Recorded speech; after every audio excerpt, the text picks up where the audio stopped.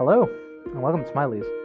Tonight, we'll be tackling Blood and Bone 2, the fifth book, the second episode on the fifth book of the novels of Malazan Empire. I'm joined by Mora. Hello, Mora. Hi, Lee. So, how are you doing? I'm doing fine. How are you? I'm pretty good. Yeah. So, Yeah. you finished the book a few days ago. Yeah. You had time to think about it, let it stew through. I had time to forget like finer points, but yeah, it was a Okay, great that's book. true. No, but it was really good. I really enjoyed this book.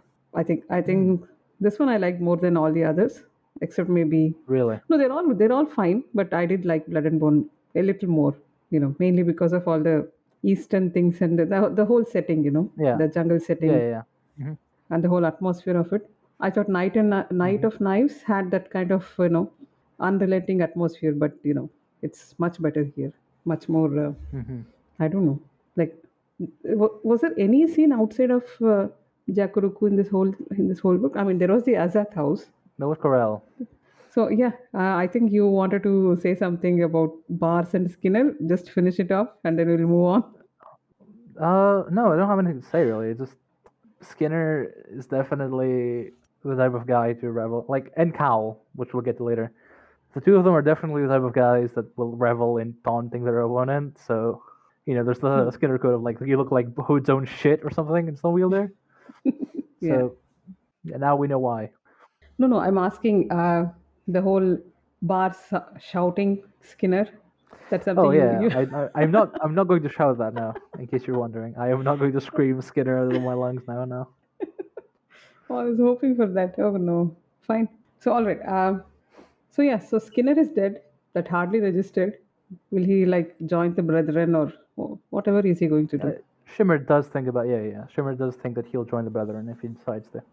He might or he might not. So we don't know still if that's the last of Skinner. So, but oh, that was a disgusting death, isn't it?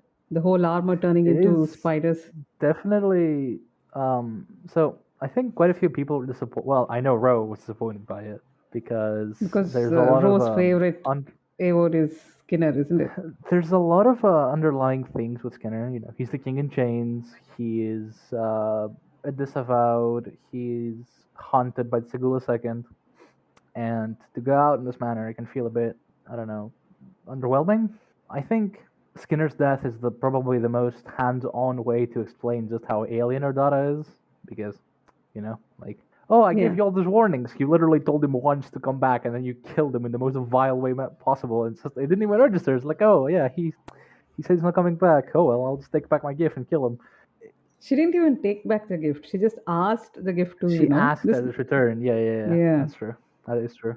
And the other thing is, it really showcases Skinner's hubris, because if anyone should know what Erdata is capable of, it's Skinner. Hmm. But at this point, he feels so powerful, like he's like, "Yeah, I'm just gonna scorn Erdata, ask the guard to return to me, kill Kaz, and then peace out." Yeah.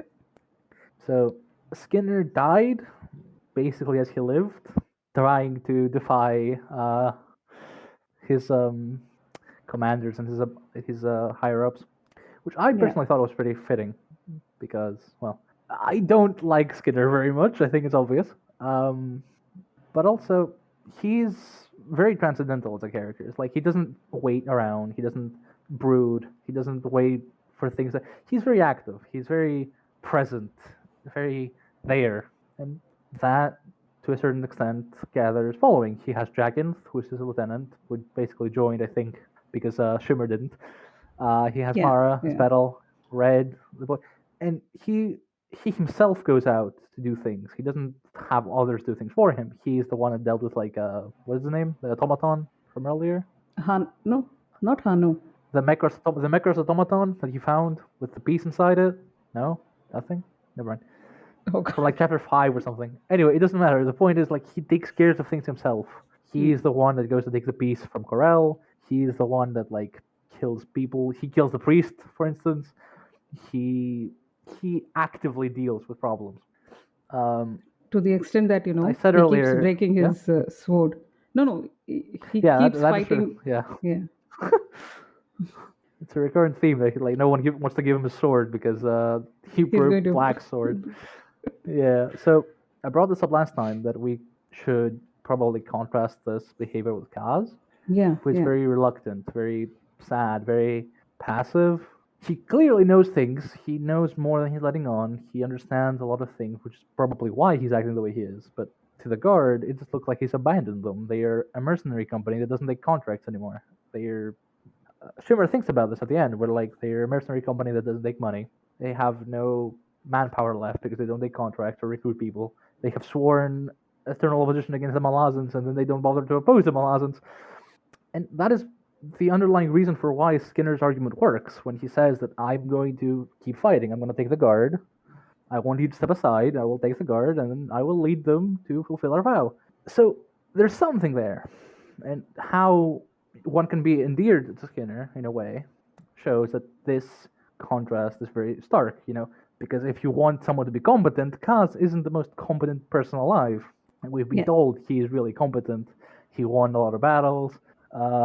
He has all these people under him. He's very, but here he's just a sick old man that doesn't want to tell people anything because he's afraid of retribution or repercussions or. Yeah. So that's Skinner. That's Kaz. I think you're much more want to talk about the guard than I am, though. So if you have any thoughts on the guard, please let us know. Do you want all my theories? All my. I want. You discussed a few last time. Do you have any new ones? Did I? Oh, I don't know which are the new ones now. I just have everything. So the automaton theory, did I tell you last time? Mm-hmm. I told you that the Crimson Guard might be, the A-word might be some automatons from the magics or something. I think we discussed it, but not too much now. So right, yeah, no, that I know that doesn't sound fine. So ditch that. My other theory, the one I was really hoping for was something to do with the crippled god. Mm-hmm. Like I thought there has to be something there. Either they've made a deal with him, so when he needs to be freed, these guys have to sacrifice themselves, and so that crippled god is freed or something like that. I don't know, because he was chained in the dolmens. Oh, you're not going to respond. I'm just going to keep talking, isn't it? Well, you said, I think, in the group chat that the crippled god's freed, but they're still here, so that's probably not it. Yes, yeah, I know. So till that moment, I was hoping that it was something to do with the crippled god. And the way you guys have been talking about Assail, it's not a happy ending. So the Crimson Guard are not going to ascend like the bridge burners or something. So something sad. And yeah, my newest theory, the one I'm rooting for right now, is the turning into Tilanima's theory. So whatever, we finished talking about the memory, isn't it? So Yeah. that was chapter 7. So the newer thing which we learned here is there is, I don't know, not much really. It was the same thing. Was there something Not new? much. One second. A guy came crawling out of the Azath house, got stabbed through by Temper, and then just came along. Hi. So he's become an undead guy, and I don't know. They're committed to someone else, and I can't think of who else they can be committed to. Kaz says that they've all been committed, and yeah. He claimed. Gothas says that Cal is claimed. Yeah, he's claimed, and yeah. So prior commitment, So I don't know who else it can be. And we'll see. I think, and in Bone Hunters, the Segule second, he says that he's chasing Skinner because he's cheating Hood or something. Yeah. So I don't know. Are the Trillanimas considered to have cheated Hood? I'm not sure. I don't know if that comes up before. So I'm not going to answer this. I know the answer to that question, but I'm not going to say anything. Fine. What an interesting discussion. Fine. I'm sorry, I just can't bring it up. Well, the answer is yes. Yes, there is talk about if the Tlanimas have cheated Hood or not, and there is talk about that. But also Hood's jacket, so there's that. Oh yeah, I never thought of that. Yeah. But so yeah, these are my theories. Do I have any more silly ones? I don't think so. I don't remember if we've said anything else. I brought up Cal. What did you think of Cal? You said it's just an undead guy. Yeah, but the other undead people we know are only the Tlanimas, so he's behaving the same. He's quite he's quite unhinged from before, so he's still unhinged now. So I don't know. Just business as usual. The guy just comes crawling out of his ass out like, yeah, you know what, this is fine. What else do you want me to tell? That's all I can make out. All right, no. Yeah, I mean, I was just much more fascinated by what Cal had to say this time around because, it's like Temper runs him through, like just shakes off his robes, like, do you mind? Yeah. Well, I wasn't expecting to see Temper also, but Yeah. Yeah. So everybody knows except Shimmer, and because Shimmer doesn't know, I don't know what's going on, right? Uh, Is this- no, not a lot of. Well, the only person that Gothos knows or seems knows, to know. Kaz Well, knows, Gothos knows. Ardata, Yeah. Triss, everyone knows. So Okay, it's the just, Ascendants obviously know, but the Guard themselves doesn't. except You Kaz. know. Well, I guess Usu also knows, but Usu's dead. Sandalaf presumably knows. Um, Kaz and Kal has some ideas, of Yeah. what it is, and says that, oh yeah, I was gonna tell you, but apparently you know already. You have known for some time. Mesh. But yeah. Other than that, the guard doesn't really know, and Hmm. the point is that it's much more of a journey of self-discovery with the guard. Because I know what it is. It's still really interesting to read about. It's not like, oh, it's just whatever. They're just walking around doing things. One of Um, the first scenes when we see who's the one-armed guy? yeah. Stoop, or someone, Hmm. someone who comes to Shimmer's room. He leaves a trail of dust behind him. So that's why I think that is, We also one talk more clue about like towards. Smokey coming up. Smoke is becoming more solid. Yeah, that is there. Yeah. But he leaves behind a trail of dust in her room. So, and Hmm. we see usually the Tilanima standing around doing nothing, like Tool and all. He just stands, just staring in the distance without talking anything or and all that. So, and that's what the Kaz's gang is doing on that ship. They're they're all just standing around losing time. Well, they do think it's because of Himaton, because of the enchanted forest and the jungle and how it works. Maybe, but But yeah, yeah, maybe fine. I have that. Those are all the theories I have. So let's see. But why do they have to go to right. Asail? What's there in Asail? Don't tell me Answers. Rafo. Don't tell me Rafo. Yeah. I mean, he Fine. asked where he'll find answers, and Trish is like, "Oh, we'll find them in a sale." Yeah. All right, sure, Oh, can we talk about like Triss and Mael? That was the last person I expected sure. to see Mael, and they're I mean, they're somewhat um, nice here, isn't it? The Shadowthrone elder came, gods. Open came. Why not Mail too? Yeah, At the end Shadow of the Throne day, and Cotillion. Yeah. Okay, I just like the way Triss is written here. Being the enchantress, she's repeatedly thought of as a washerwoman by by all the people around her. I just really love it. which, by the way, if I may, the washerwoman thing serves a purpose, but that she doesn't get recognized by her data or her worshippers immediately. She looks more unprepossessing. Yeah, like yeah, she's a mage, but she's not a very capable mage. She's like average. She's from Tally. No, the way I thought, I felt that it was because she's going unguarded, isn't it? So Yeah, she's not glamored herself, and maybe that's a real, a real look. I Maybe. think ascribing a real look to such creatures is a bit. Yeah, Yeah, I yeah, mean, yeah, is that yeah. is that how Bug looks normally?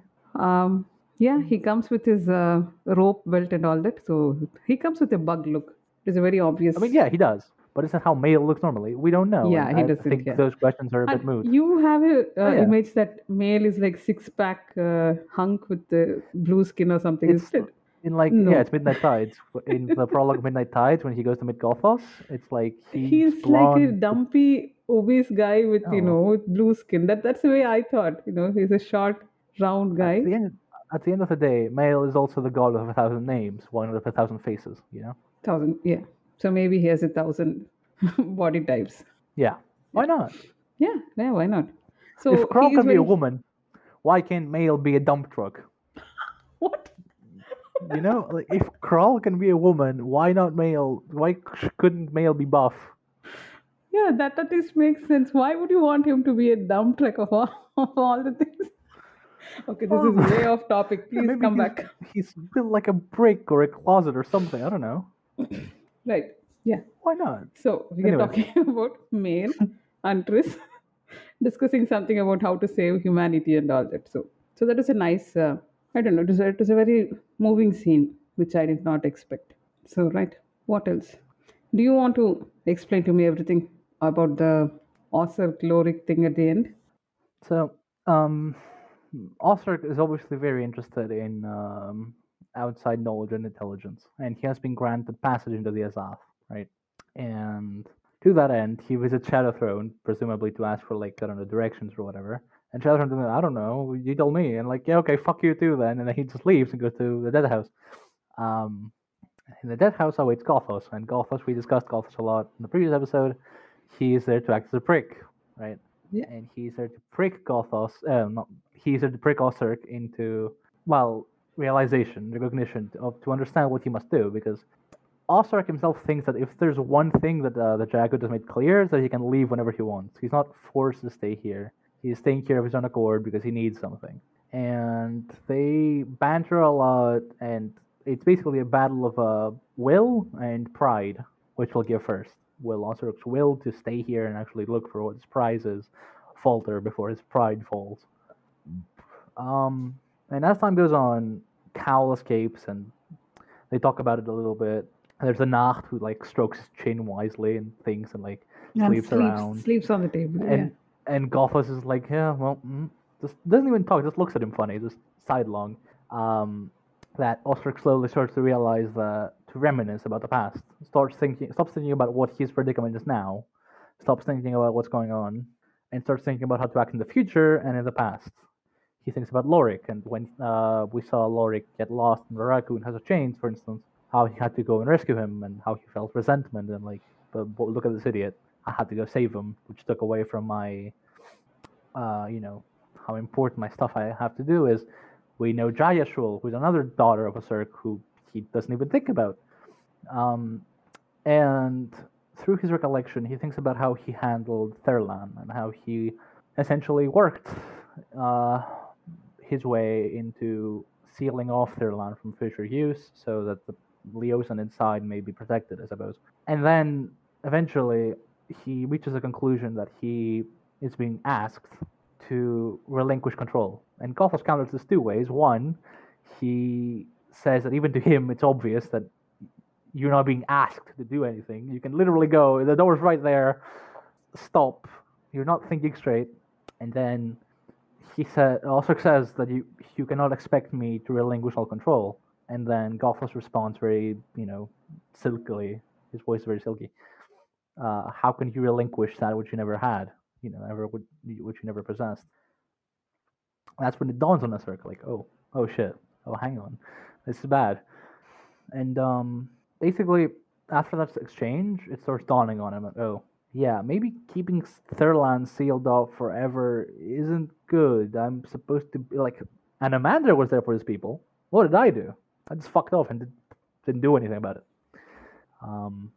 For instance, Brood was there for his people. I fucked off. Triss did her own thing. Fine.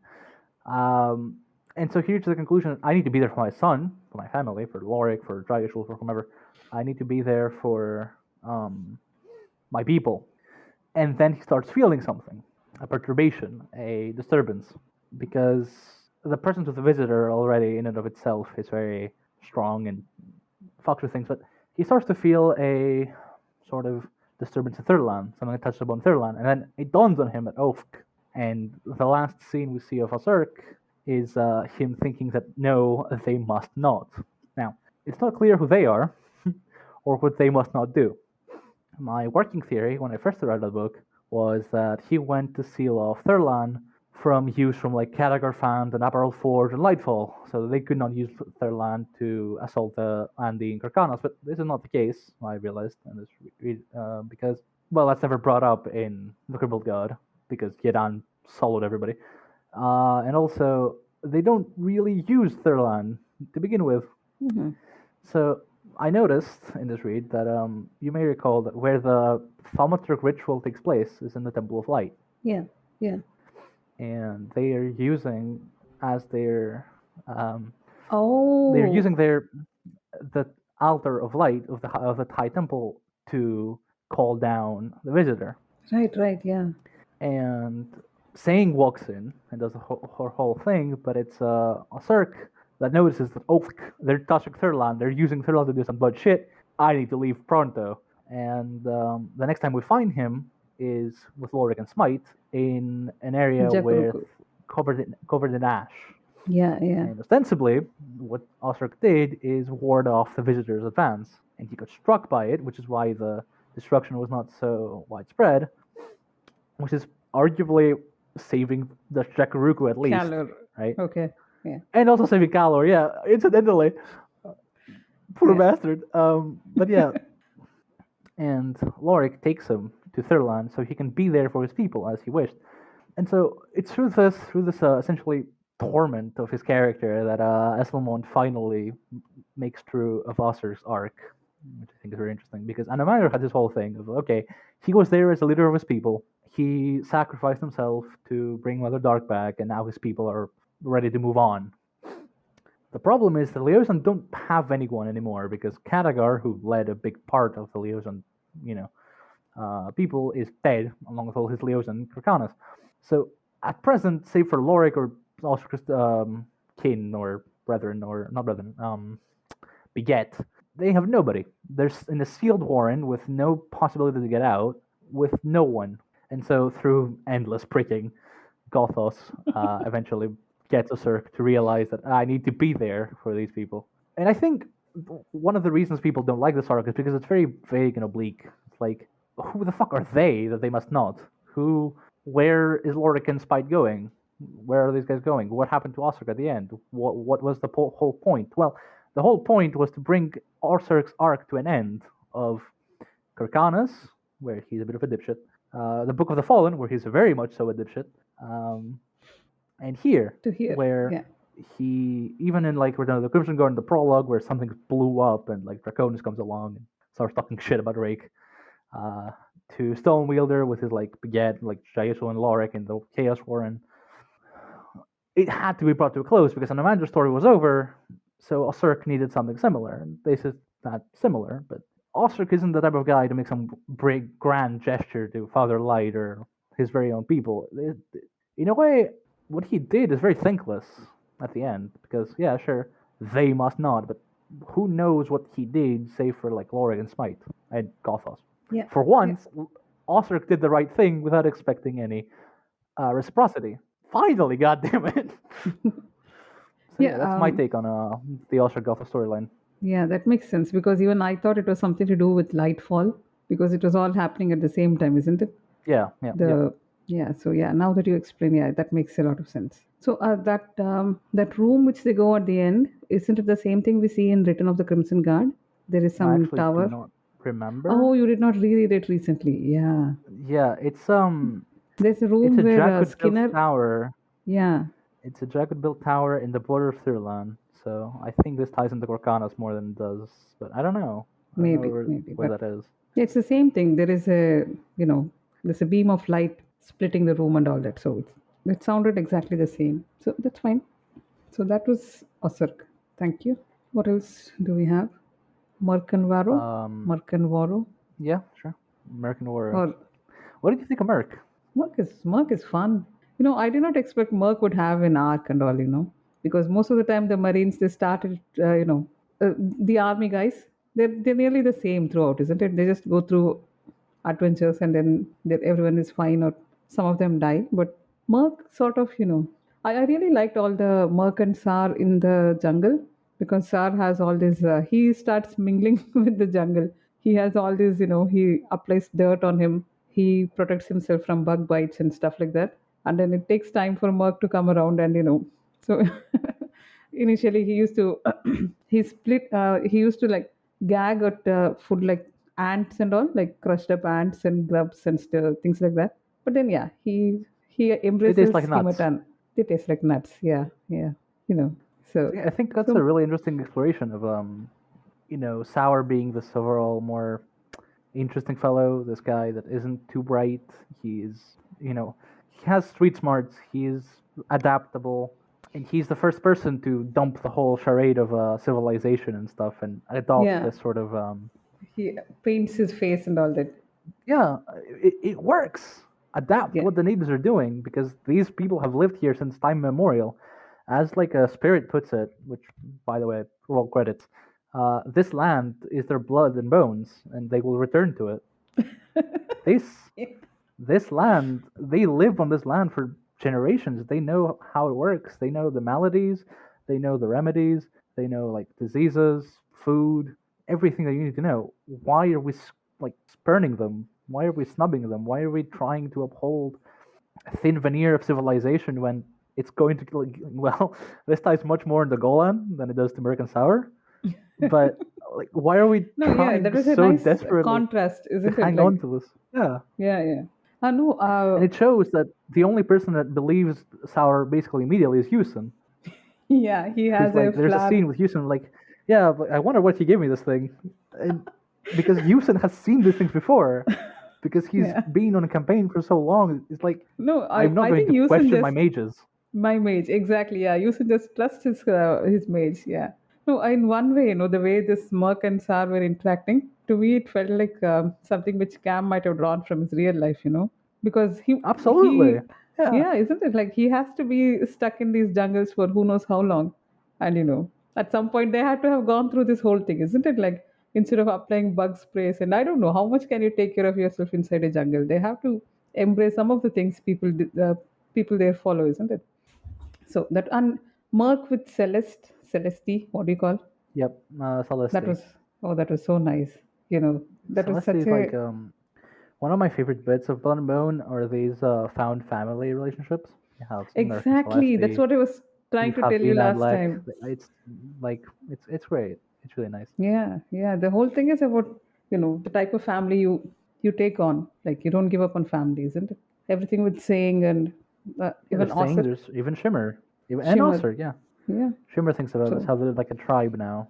They're one yeah, family, one group, one company, one tribe. yeah. So they And all come back I, together at the yeah. yeah.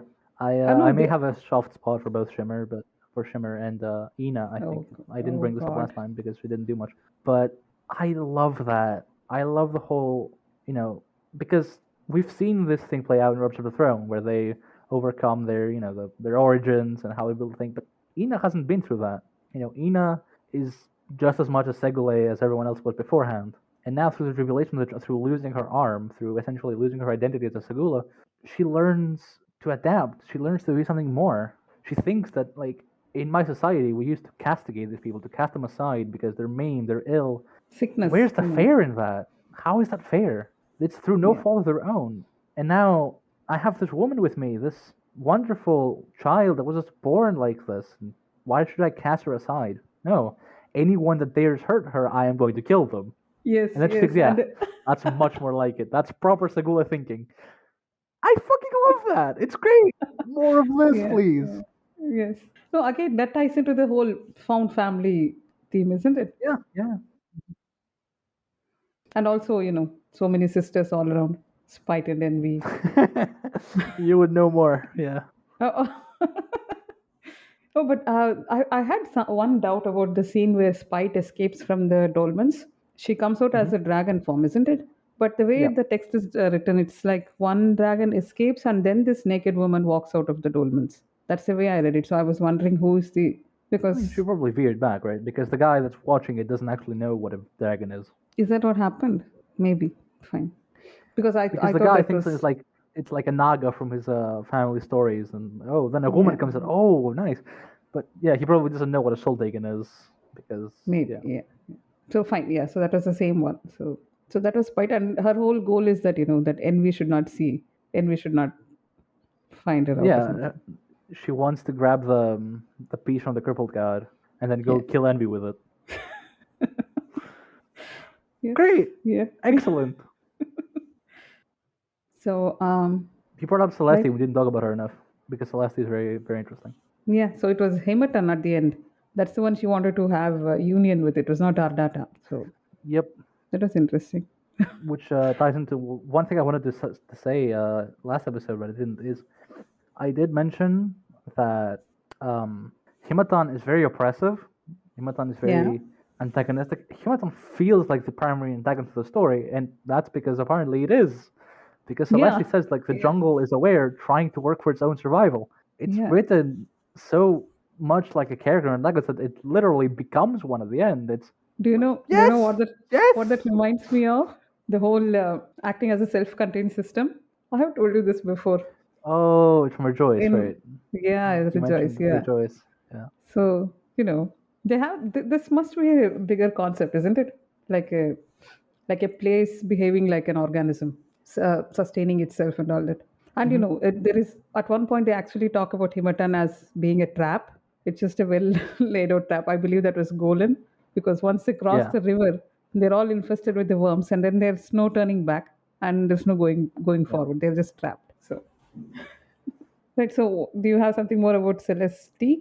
Whatever. I can't say Celeste. I think she's very well written in how I think Kam writes alien presences really well. You have the lady, Yeah. you Yeah. have the tyrant, you have Celeste here, Nordata. It's very, very nice. It's like she is just the right amount of human to trigger the uncanny valley response. She's a girl yet not. She acts like a girl, but not really. She knows so much more about everything. She doesn't understand human concepts. No, She but has she to talks correct about. herself. Yeah, she has to correct herself whenever she says something that she understands but Birkin doesn't, because oh yeah, well, she talks about mages as literally like manipulators of interdimensional leakage or something was the quote. Mhm. Like, it's but also she's so much like a girl because all she says, all she wants, all she needed was someone to talk to, someone to connect with, Yeah. a parental Yeah. To figure. talk it out. Yeah. And how do you do this? How? It's not fair. Yeah. Yeah. Like people Her don't like this whole. book. Oh, is it? Okay, it must be all the. Yeah, yeah, I've heard about it. I've heard it being called a slog, going through the jungle, but I don't know. It was fun.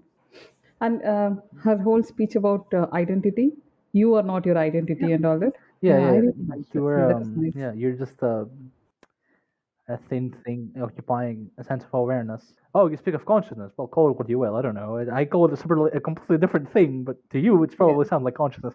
It's so alien, but still like human. It's great. It's great writing.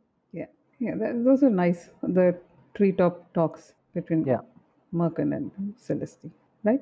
Okay. Oh, the bigger stories. We still have Jatal and Danny Well, I think and we should whatever. leave Jatal and saying to the end, and let's talk about Golan first, Really, because I I think you wanted really Golan liked towards the Golan end in this because, book.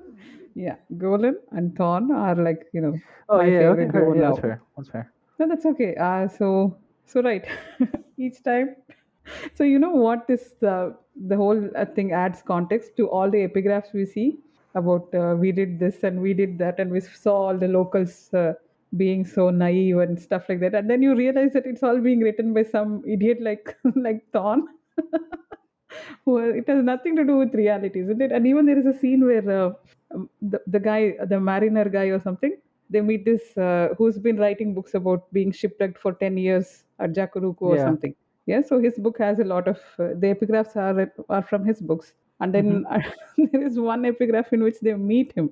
They meet a starved, emaciated, sunburnt guy who says, "Please help me. I'm this guy. I'm mariner, and I've been shipwrecked for so long in this place." So yeah, that adds so much to the context of the way people write history. And yeah, tell me your favorite line from the Which, epilogue. by the way, since you mentioned it, the epigraph of the epilogue is actually like the same guy, the mariner guy, who's been shipwrecked, thinking Yeah, these people are not so different from us. They have the same questions at the end of the day. Like, who are we? Why are we here? Where are we going? It's like, yes, yes, god damn it, more of it just this. it just took him like 10 years of being shipwrecked, to to think these things. So yeah, you had some favorite line from the epilogue, isn't it? Uh, well, there's a lot. One of them obviously being the yeah. So my glorious The, campaign has been shoved down your gullet, digested, and shot out your other end. Well, my lord, I just did the work for the historians for them. yeah, Yes, I suppose you're right in that. You have actually when I saved reached everyone a great deal of time. yeah You when have when I reached secured my undue place in history. Yes, go on. No, no, sorry. When I reached that section, I did not realize that we were talking about Golan here because it just said some guy wearing rags just comes out of the jungle line to see the coast, and then another guy comes, and then an automaton is carrying a guy who has a blackwood stick, and that's when you know, okay, that is the that is Golan. So yeah, they are my favorite now. I don't know why we need to talk more about this duo also. Like T-Hole and Bug and all the others. Yeah, yeah. This is a great combination. So it's like Glorious leader. Golan, in the grand scheme of things, if you think about it, Golan is basically just there as a diversion. He Exactly. has been Yeah. sent Yeah. by the grand circle of masters to distract Himatan and Dardara so they don't get interrupted. So they can all go into the Temple of Light and Yeah, carry out the yeah, yeah. ritual, isn't it? Yeah. Yep. And then along comes Colin with like 20,000 troops or something. It's like, well, I hope to do slightly better. And Thorn knows exactly what's up because Thorn has been there, sent to report properly. And No, and similarly to Gotham and Nosirk, he's pricking the shit out of Golan. Like, dude, they're fucking yeah. with you. No, I think even when so you know what? So this means that the Circle of Masters are much more brainy than what we think because they're able to do all this planning and send him off as a diversion with all the troops and all. So remember what Ponlor thought when he was a child and when he was taken into this audition test or something, and he doesn't know whether they that dumb, are they like trying to provoke me to pick up the things which they want him to pick up, things like that. So it just adds more. So the Circle of Masters are actually much smarter than what we think, is what I thought.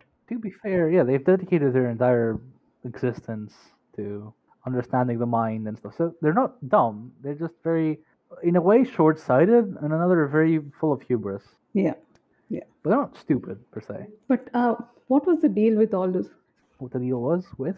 What the deal with all those children in the temple with their eyes and mouths sewn shut and all that? Oh, yeah, I have no fucking idea. I have no idea. No, is that the way all the training goes? So that means that was Pondor. It He could had to very go well through be this that. mental. Hmm. It could, because Ponlor thinks about this like when he's abducted by Jack and taken through all these things. He thinks that he should suggest this whole endeavor as a training course. Yeah, yeah. So it could very Yeah, well be that. So I don't know. It's well, yeah. It just adds to the horror, but I was not sure whether there was any. Disgusting. It's vile. don't It's know. horrible. Yeah. Yeah, I don't know. Maybe I feel worse when it's people I already know, like bars. Yeah. No, the whole temple scene, that whole thing was pretty disgusting. So yeah. So anything more about Golan, Thorn, the whole So we already mentioned glorious this with army of we mentioned righteous chastisement. Excellent name. Amazing. yeah. Yeah. Yeah. Sorry. We Yeah. we already mentioned with Merc and Sour that essentially the way to survive Himatan is to adapt to Himatan, right? Throughout the campaign, Golan and Thorn and Upre and Varys do not do this, well, except for Varys. Actually, Varys does at the very Yeah. end when Golan tells him that doesn't look because that's like a cloth over his head. Yeah. He's Yeah. like that doesn't look like regulation. Well, sir, it keeps off the heat. Yeah. So the people that end up surviving the whole ordeal are people that learn to adapt to Himatan. Or and they endeavors. have automatons to carry them around. So. Or they have the ones to carry them around. That's true. Because magic and thaumaturg training isn't going to keep off Himatan forever. Sheer force of numbers isn't going to keep Himatan off forever. And so on. Like you cannot defeat this foe by simply railing against it by stabbing it.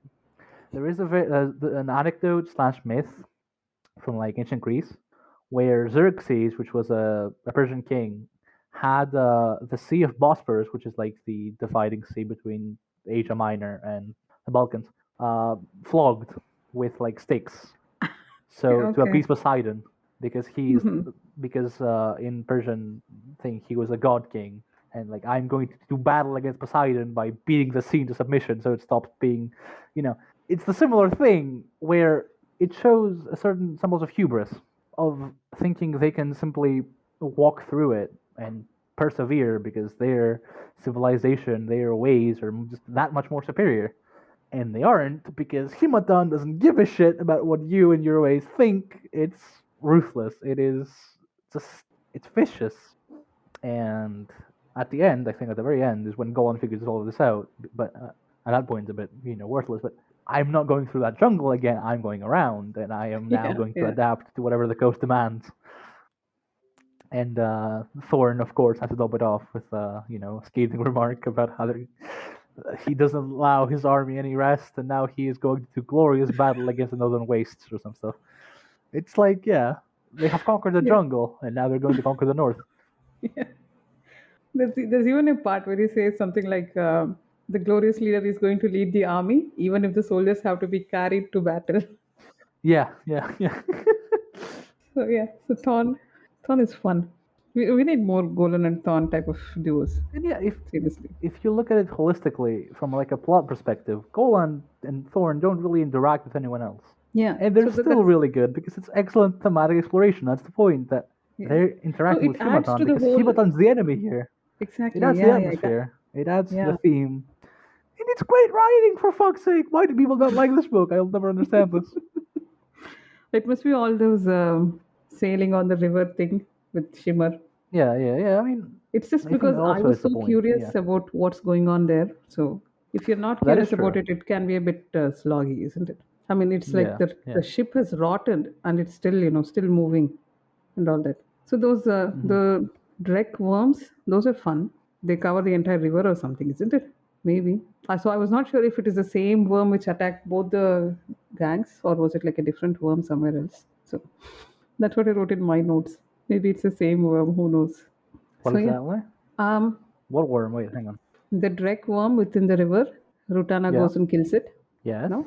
Yeah, and then someone else also Yeah, gets yeah. attacked by a similar worm, and we don't know if it's Spite the does, I same think. one. Spite, okay. Maybe. I forgot. It's I been don't a know if few it's the same days, worm. so Maybe. maybe, yeah. Yeah, Spite gets attacked by a worm, and after like Sintravangra, the leopard dude anyway, comes along to like taunt her. Yeah. Yeah. All these half beast creatures and also, are they like natural evolutionary things, or did they happen because the thaumaturgs were doing jagut like experiments or It's something? much it's much older than the Thaumaturgs. It's like Okay. there's essentially Himaton functions as a repository, a safe haven for these sorts of creatures, and they basically are ancient shapeshifters that have given down their gift, so to speak, down the line of ancestry. And some of them might just be old enough to exist since before the Thaumaturgs existed. Since our data was there since like Memories of Ice, the prologue, but like she was there when Kallor was reigning, but it's not entirely clear if she had the same sort of domain. Her Demesnes were featuring as safe havens for shapeshifters and stuff, but they're not creations of the Thaumaturgs. That's what you're asking now. They are natural in Okay. a way. Yeah, yes. Yeah, yeah. I mean, we usually blame the jagut, isn't it, for any genetic Yeah, experiments. always blame the jacket. If something happens, it's probably the jacket's fault. Also, are they able to have something to do with the jagut? Should I add that to my theories? I don't know. Right. So yeah, do you want to talk about saying Hanu? Yeah. Well, Hanu's a real So one, and yeah, Hanu is the poor real Hanu. one. Sorry. Hanu's he's a really nice guy. He's like the type of guy like you want to have as a friend. Poor guy, Yeah. or a Yeah. brother, I Sure. guess. Right. But yeah, it's No, So what do you think of saying? What did you think of saying? saying I don't know. I thought we would get to know her more in depth or something. But she had a goal. She went through it, and it was fine. It was just fine. There wasn't much happening, isn't it? She was a priestess, and then she did what was expected from her. And yeah, I I'm sorry. Okay. All right. No. Yeah, because Uh, we did yeah, talk last time about the differences between light and dark in this book. How dark is very prominent in Overship of the Throne, and how light much more prominent here with Hasurk and saying. Saying could very well be the priestess of High House Light, maybe, she is, perhaps. isn't it? What? Perhaps, maybe she She's is named. She is named as the priestess of high light, but it's not priestess. clear. Okay, the high priestess of light, but it's not clear if she's part of like the deck.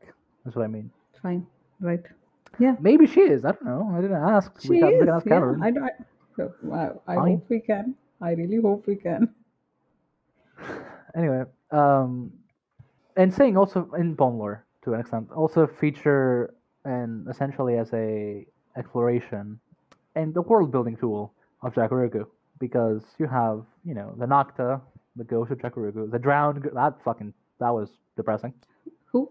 Do you remember the bit Which where one? Saying and Hanu come across a bridge where a Oh, lot of all the drownings drowned would occur? girls. That was Yeah. fucking just Oh, depressing. yeah. Holy shit. Yeah. But I was wondering why are there no? Why should all the ghosts be women and young women and all that? That was sad. Really sad. Yeah. And I don't The know. way she Himatan holds all the the way it's memories, isn't it? described.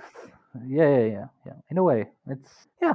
I'd say so. Those villages with all the olden type clothes and hairstyles and all that. So, and even Ardata, like she exists across all time, isn't it? Like even when Shimmer is standing right in front of her, she's able to see everything happening all at once, Yeah, and yeah. she has to like pick Shimmer at this moment and then talk to her. So Ardata, Himata, and the whole thing has something, Hmm. they're sort of outside time. Hmm. So, so that was interesting. So You were saying something yeah, about saying in the village. yeah. It's like an exploration of world building of the old faith, the new faith, the shamanistic faith, the ancestor worship, all the different villages they visit, how the yakshaka work. Um, Basically, what I Um, like about saying, yeah, no, no, go on, go on. yeah, what I like about saying is basically how at first like recalcitrant she is, but also how you brought this up last time about family and how she like wouldn't let go of Hanu when she could have survived. Yeah, yeah. But she also has like street smart. She's not dumb, unlike other like children one street I like mean, you know what? At this point, I'm sort of used to Cam's young woman characters. Like they're, they're all fun. So I don't know. Maybe that's why I'm not thinking much about saying as such because I'm so I'm so used to this type of characters by now. Maybe. Yeah, yeah. but yeah. She's And also at the street very end smart. where she just like drowns in a sea of light or something, which was Yeah, awesome imagery. yeah. And also yay for Ponlor because that guy I like Ponlor. I No, really do I like did not Ponlor. expect he would come out of the coma. But then Old Man Moon is that powerful. He was able to bring him back. It And is his why specialty. aren't you shipping any of these people in this book? Are you like, Generally, I just don't ship people. I don't know. Like yeah, I is it? mean, there's Ponlor and I mean, Sang. except like Leo Man and Kiska. There's Leomon and Kiska, which Oh are God. held a special place in my heart from now and forever. Uh, yeah, I don't know. No, because Ponlor had saying, I thought there was some vibe even when they first met, when they were all captives of Jack's gang. There were some Hmm. vibes there, but I didn't pay much attention. But fine, they ended up together, and this guy is, I don't know, Old Man Moon is able to like save them to bring him Yep, out of the coma and all that with his free tattoos. because he does mention that it's Yeah, Ponlor's Samadrik training that allows him to bring him back, which is again really interesting. yeah. Uh, on that note, since we're Have talking about you Thaumaturgs, did have you yeah, go on. seen Eternal Sunshine of the Spotless Mind? You I seen the have movie? not. No, No. that's something to do with memory loss and like voluntary memory loss. People try to erase memories of people they broke up with. Like Hmm. it's the technology that will erase all memories of your ex, so that you stop feeling bad about them and move on with life and all that. Oh yeah, that sounds convenient. And sorry. That sounds convenient. Yeah, but it explores it in a it's a lovely movie. I mean, very rewatchable. And there is a bit where he tries to hide her memory, even in his subconscious level. He doesn't want to lose her memory, and so he tries to hide her in places where she's least expected. Sort of, that's what this guy did, isn't it, Ponlor? He hid his consciousness or his Yeah. identity, his Yeah. personality. He hid it in different parts of his brain so that it can be Hmm. brought back later on. So that reminded me of that movie. Maybe you should watch it someday. That's true. Yeah. So one last thing I want to touch upon before we move on to like other storylines is, if you recall, there is the Shadow One and the Aegon Priests, Yeah. Yeah. which for one they're also horrible. Yay. But Yeah. I think we mentioned the was it OST about differences in religion and how the tiniest of differences can make like the biggest rifts, Yeah. And you told and me that this how is what is going to be explored in Blood and Bone or yeah, something. Yeah. it's like when it's that scene where some guy is walking up to Jatal, I think it was, and is Yeah. like, well, what gives away first? Is it the mind or the heart? What matters? And like he's stabbing him repeatedly, and it just won't fall. And then along comes this priest, pulls out his heart and eats it. They said the mind, we said the heart. Yeah. And then he eats it. Yeah. Oh, so And sick. it's fucking, So it's for one, sick. it's sick and terrifying, and for two, it's just how long have these two been going at it for Yeah. Yeah. tiny differences of philosophy? They're both horrible. They both do some terrible, terrible experiments and magic and stuff. But how long has this been going on for? Yeah. Again, please more of this. You know, More like of this is people really eating nice. hearts. No, well, maybe not. Never mind. Yeah. But yeah, boy, what else is there? Do we have to talk? Are we gonna have to talk about him? I think we're gonna have to talk About about him. about Kallor. Oh yeah, the rest of the episode is Kallor time. Yeah. Yep. So, I told you when he did the thing with Jetal, when mhm. Jetal is taken as a prisoner of war after the city falls, and someone recognizes him and takes him to Kallor, and Kallor looks at him and says, "I have something to show you," and gives him the arrow from his side, makes him recognize Which, that it by was the way, Andal. is Oh, metal as fuck. yeah, yeah, sure, whatever. So he hands the arrow to him, and then make sure that he knows that Andani is the one who shot him with the arrow, even though she's dead. She was, still against Kallor till the end, and then he sends him away with a blessing and a curse that may you live long and may you despair and may you like never forgive yourself. That keep remembering that you are the one who killed her and all that, and he sends him away, isn't it? And yeah, as you know, because I was continuously telling you that I just hated Kallor so much in that scene. And why can't Cam let me just hate him? Yeah, Why why can't I can't we just not just hate hate a this one? character? Yeah, right? Yeah, That's me I with just want Malik, by the way. one. That is literally me with Malik Rel. Like, can I not just hate the guy? That's because you're being stubborn. You're being like you want to And hate you're him. not being stubborn? But I'm not able Oh, I to. guess I not. can't You did continue move on. hating. Yeah, it's not possible. And so now I just hate Cam and Erickson because they're not letting me hate anyone. Damn you! Yeah, no, I get that. I get that. So yeah, it was the epilogue, isn't it, that changed my mind. So he does this because he's going through the whole thing, and why should everyone have to be victims? Why can't like bad guys just be bad guys? Why do they have it? Why do they need some kind of story behind why they're bad? So yeah, so Kallor is again back to my confused and sort of sympathetic list. He's no longer in my hate list. Yeah, what did you think about Kallor here? Oh boy. Uh, so a lot of people have a lot of in this book, not you know, a lot of characters have a lot of conflicting takes on Kallor in the sense that some think he wants a throne because he wants to rule again. Some think he wants vengeance, which was me, by the way. I thought he would want vengeance on the Thaumaturgs, especially given the quote of like "so perish your fair," like he chokes a guy out, it's go like "so perish your forebear." That was fucking metal as well. Which scene? I Kallor couldn't has a hear lot of you. metal scenes. There was a scene in when Chatal is riding into Sanapura, I think it is, where he finds Kallor like 10 dead thaumaturgs with like one guy grasping him by the throat, and he just goes "so perish your forebears" or something. Yeah, yeah, yeah. Metal. Yeah, But metal. Fine. Yeah, fine. um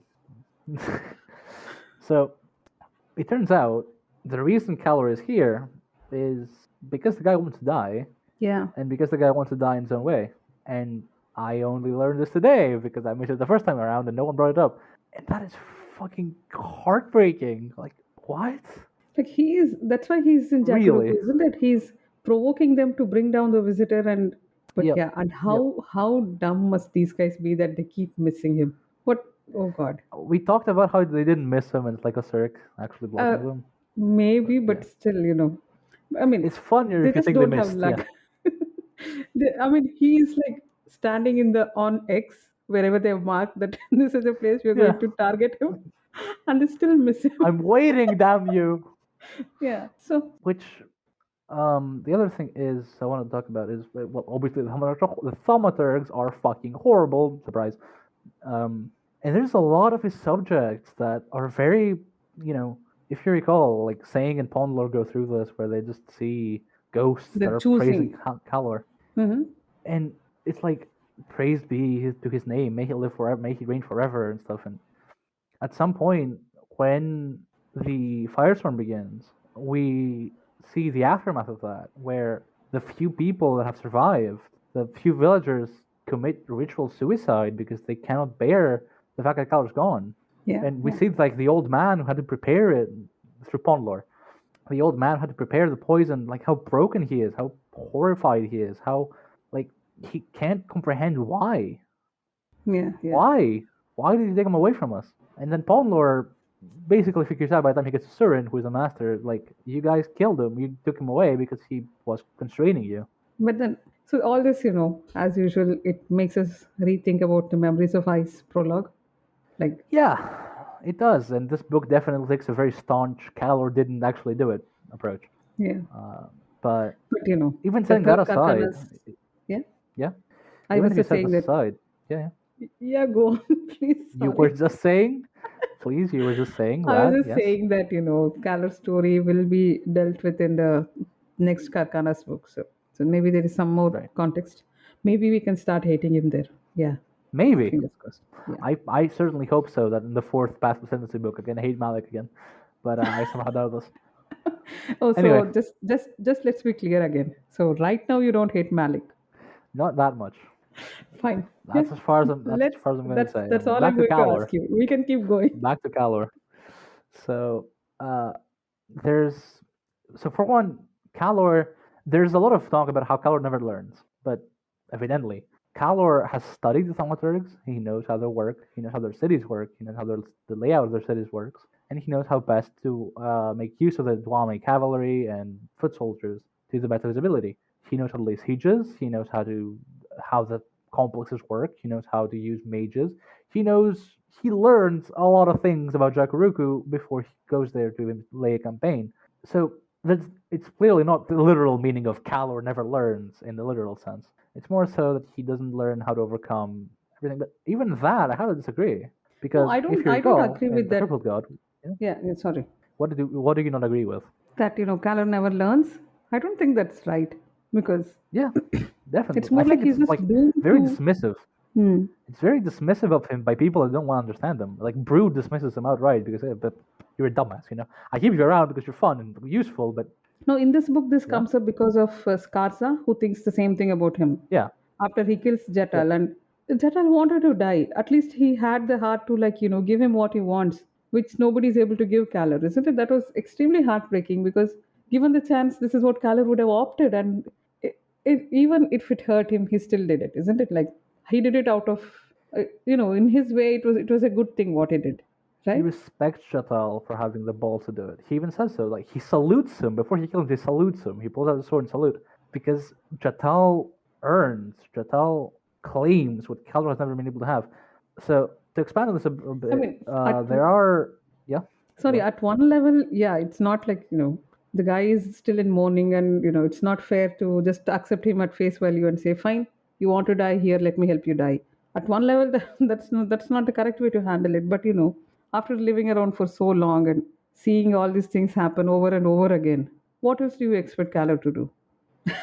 What I want to say is there is a scene. You remember the scene in the Crippled God when Kallor goes to Saranas, where basically the exact same scene plays out, beat for beat. Where he Mhm. goes to Crindefant, who is the leader of the Leozen in Saranas, and he goes to them and says, "I killed your grandmother." Wait, you killed her? Well, yeah, she committed suicide about a few days ago. Well, but you said suicide. Do you honestly believe that no one has a hand in those who commit suicide? You all shut her out. You all scorned her. You all spurned her. But I am not here to exact vengeance, because how could I? The freshest blood is on my hands. 1,000 years of poison, one drop every day. I could never Yeah. love enough. I could not love her enough. Because how can Kallor love someone enough when he has lived for so long and he will outlive virtually everyone that he ever loves? How can he love it? How can he give himself? How can he give everything of himself? And that's what he sees in Nandani. He sees that he tells Jatal, "She gave me this because she had given everything else to you." He Yeah. Yeah. says to Jatal, "I see you are just like me. You are a jealous man," which is correct because for 2 chapters until Nandani died, Jatal was thinking about how she wouldn't Oh, come to God. him and Yeah, how yeah, yeah. she like betrayed him and how he would have her head. Yeah, yeah. And then recognition strike. We talked about this, by the way, privately, about how there's a concept in poetic tragedy called recognition, and it is Kallor handing Jatal the arrow that triggers recognition in Jatal. That he realizes that no, she did not in fact betray me. She did not in fact scorn me. She knew who the war leader was. I didn't. I'm the idiot here. I'm at fault. And she tried to kill him so that we could be together, so that the curse of our homeland we can be rid of it. We can be rid of the Thaumaturgs. We can rule together. The Adwami can have Thaumaturg lands. We can be free. And she died for it. And Jatal could only think about how she wouldn't get laid with him. And Yeah. Kallor Yeah. sees this, and in a very cruel, very blunt way, which, by the way, what he did is very cruel, but to be fair, he did just get shot point blank by the guy's girlfriend, so he gets a pass from me for being angry. But what he did is very cruel, but also very necessary. What's the best way to display that she did love you? She shot me point blank with an arrow because she loved you too much to tell you who I am, because you would risk too much by knowing. So she took it upon herself to get rid of me so that you two can be together. And Jatal realizes that she wants them to be together. He wants to be with her more than anything at this point. Which, okay, is very Romeo and Juliet like, but the point stands, right? That what Kallor does triggers recognition in Jatal, and from then on, the rest of the story can unravel, can unfold. And when he goes to Kallor to ask to die, Kallor has seen this happen before. It has happened to him. He knows exactly how Jatal is feeling. And so he kills him because be with her. Claim what I could never have. Be with those you love, even in death. Be together with her forever. Because if you let Jatal live, what would Jatal have? Antane was a princess and the only princess of the the tribe. Jatal is a lesser son of a lesser concubine. He's not going to have anything. Okay, he's going to have his poetry and be maybe a successful diplomat, but his soul is not going to mend until he dies. And Kallor frees him of this. I mean, at one level, I would have to disagree because, he's still in mourning. It's possible to get over people, but whatever. Kallor did something which he felt at that moment it was right. So I think if you put a different character there, he would have spared Jatal and tried to help him. But that's not what Kallor does. That's not what Kallor is. That's not the tragedy of the character. Isn't that he's going to spare a guy That's in mourning not the when way he's been Jatal is, isn't it? precisely there. No? Jatal is also similar, that he is too deep in mourning to think straight. But I think, given the choice, Kallor would do the exact thing 100 times. Yeah. Which, And that's what Skarza thinks, He's inhuman and he doesn't bother. How callous Yeah. is he that he just walks away after killing this guy and all that. So He has seen these things before, and it's one thing that people often lose track of: how long Kallor has lived, how many things he has seen, how many different peoples he has seen. the thing is, unlike He has the walked the earth since they were children. He has seen empires rise and fall. He has commanded thrones that have stood atop bodies. Do you understand the meaning of this? you never Yes, learn. Kallor, you never learned. Yeah, but and there's also that scene in All the Hounds where It's Pinnock. Yeah. he curses Spinnock. He says that when Spinnock tells him that one day Spinnock wishes that Kallor would show his true self to people, he breaks. He unleashes a curse on him. He says, may your soul writhe in agony in the heart of a star. And then when Spinnock asks him, do you now curse me? He's like, no, I will kill you clean. Yeah. Yeah. And then Rick dies. And then he thinks about that bold, brazen bastard that took away from him what he wanted. And then he turns to Spinnock and says, I will leave you to bleed out. I have heard it is better, but what the fuck would I know? And then he just turns around and walks away. And where does he go next? What was the point? What was the point of, Yeah, what was the doing all point, this? damn you? You could do nothing but die. What was the point? And what does Kallor do next? She goes to Jakuruku in an elaborate suicide plan. Yeah, yeah. So we have two suicide guys in this book, isn't it? There is Gothos. Pity the bastard. Pity him. He can't die. He doesn't want to be on this earth anymore. He's not a monster. If this book shows you one thing, is that Kallor is deeper than you give him credit for. Yeah. He's not just an insane genocidal maniac. He feels, he loves, he wants. And these people destroyed what he loved because he would not let them experiment on human subjects. And we hate him for it. What the fuck? Alright. Yeah. Yeah. That ends my diet review on Kallor hiking. Yeah. You still have an essay to write, though, isn't it? I do, Exactly. Yeah. So yeah, ultimately, yeah. So I cannot continue hating this guy, even though I badly want to. No. You can. It's just do like you, just hold on to I think this one bad thing that Malik did, and just stick to that. Yeah. This reminds me of a comment from Nif about whether Kallor destroyed his empire. It's you can hate him. You can believe he destroyed his empire, sure, because he's callous, because he's dumb, because he's genocidal, because he's crazy. Or you can view it as a tragedy, as a human taking on the burden of other humans to spite the gods, to suffer for his hubris, to, but which one fits better? Which one is more Malazan to you? Yeah. Which one ties more into the themes of the Book of the Fallen than Nobles of the Malazan Empire. That he's callous, that he's genocidal, that he's crazy, bloodthirsty, or that he's simply, well, not spiteful. Kallor is definitely prideful. That is one of his tragic flaws. That leads to the unraveling of his story, that he is very, very prideful. But also, these people took away his empire. And whether or not he put them later to the sword, the gods came to demand of him, like, not deal with the crippled god, not deal with the thaumaturgs, curse him for something that was already done and dusted. Why? What for?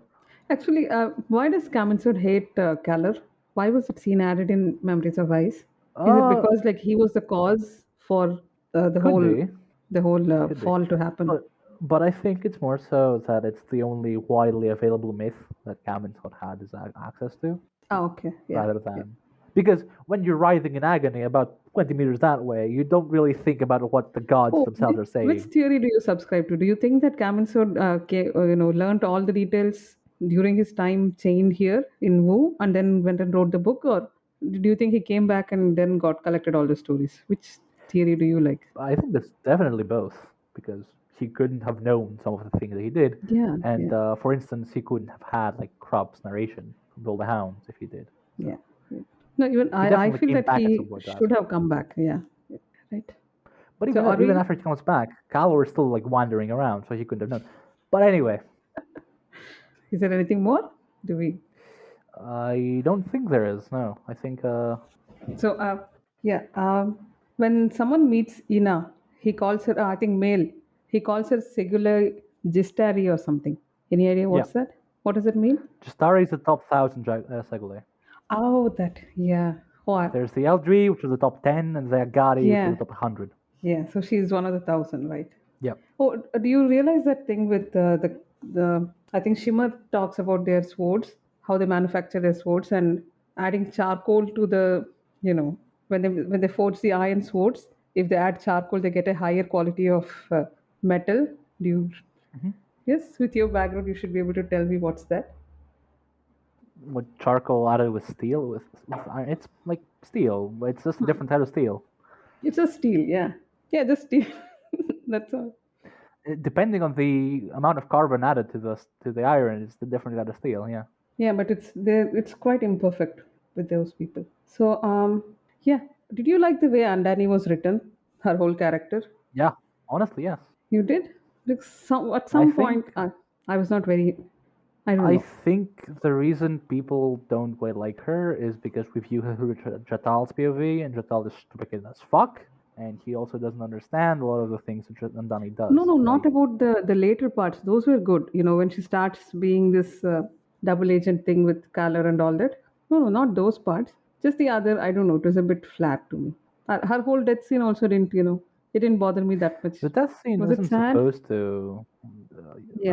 I don't think it's meant to be sad immediately. I think it's like, oh, well, she's dead. What the fuck happened? And then later on, the Kallor scene happens, and that's when you're supposed to feel. Yeah. That makes sense, because I was like, oh, she just died. Okay, that's it. So can we wind up? Yeah, sure. So all right. Well, that about wraps it up for us tonight. Thank you for listening to me and more around about Kallor, among other things. So thank you, Lee. Delight. Thank you, Maura. This has been Smiley's, and we'll see you later. Good night. Bye. Good night.